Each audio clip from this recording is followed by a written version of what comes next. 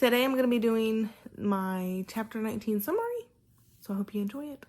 In Chapter 19 in the public speaking book, it begins by talking about the nature of the online environment.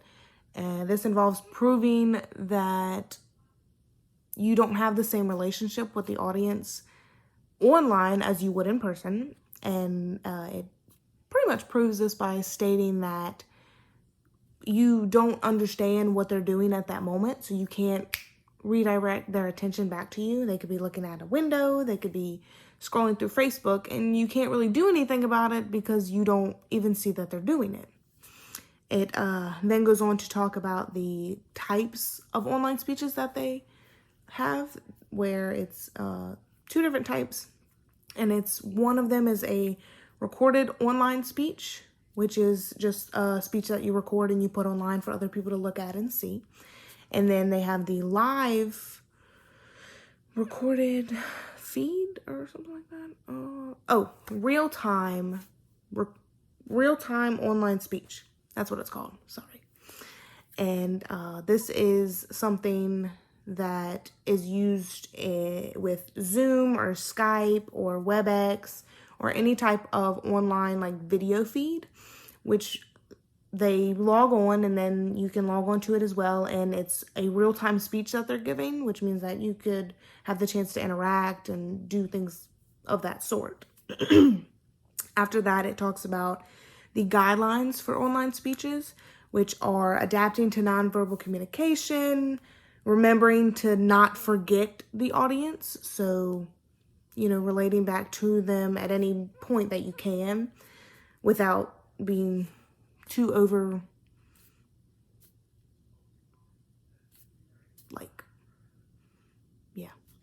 sorry. Making sure that you practice is a very, very good thing for an online speech. Right now, what I am doing is a recorded online speech. I'm going to upload it so that my teacher can see it, and I'm not doing a very good job. I am sorry. Controlling the visual environment is another guideline of the online speaking. Next, it goes on to talk about the technology that you can use for these speeches, which is what I was talking about earlier, the Skype, Zoom, WebEx, and just different things like that that you can use. And then you have to make sure that you learn how to use this software. That way it comes out good, and you can make sure that you know how to use it so that the people that you're giving the speech to can use it as well, and that the message gets put together clearly.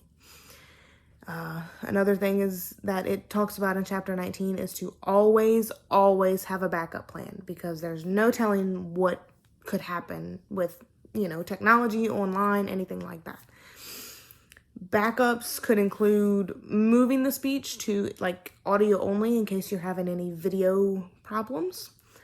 Another way that you could do it is to distribute an outline of your speech via email if anything happens with the video or the audio, or you can just reschedule it to another time when the online technology is back and running how it's supposed to be.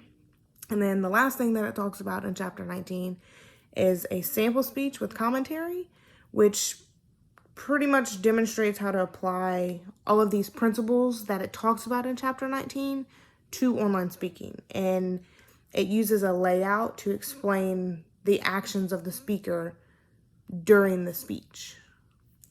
So that is Chapter 19. I hope you enjoyed it.